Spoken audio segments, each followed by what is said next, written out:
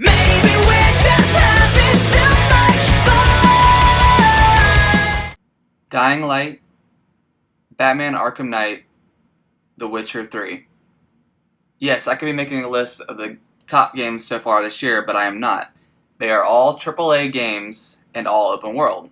Last year we had games like Far Cry 4, Assassin's Creed, Shadow of Mordor, and Sunset Overdrive, which brings me to the point of this video.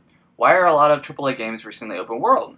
At E3, it seemed like every Ubisoft game that is in development or was announced is open world. Assassin's Creed, of course, Ghost Recon, and The Division all look incredible, but they are all open world. So why am I complaining, you ask?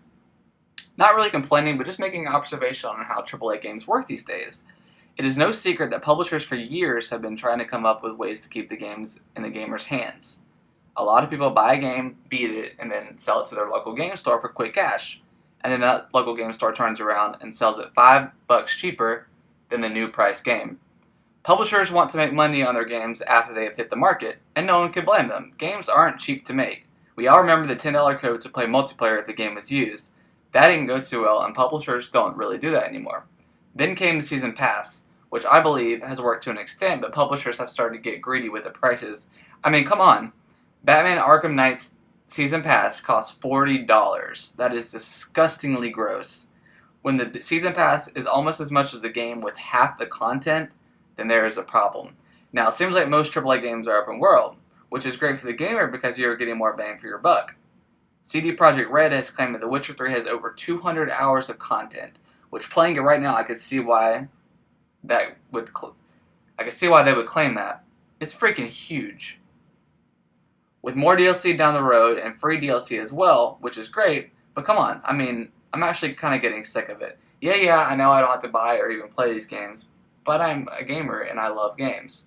That being said, I do miss AAA games like Halo or action games that are more or less contain battles and combat that has 10-hour campaigns and possibly multiplayer, or at least high replay value. I just recently finished Child of Light, and that game was incredible. I also beat it in 11 hours, which was perfect for me. I miss the days of shorter games, but we are not in that world anymore. At least it doesn't look like it for AAA games. Indie games and downloadable games seem to be scratching that itch for me. Now, there are plenty of AAA games that aren't open world, but more and more games that get announced seem to be going down that road. Which, like I said before, is great, and great for the consumer's wallet. I'm just worried that I will get burnt out very quickly. I'm tired of Ubisoft's climb the tower to unlock the map approach to games. And even in The Witcher, I'm getting a little burnt out, and I'm not even close to being done yet. I mean, look at Batman Arkham Asylum, arguably one of the greatest games of the last generation and one of the best, if not the best, comic book games of all time.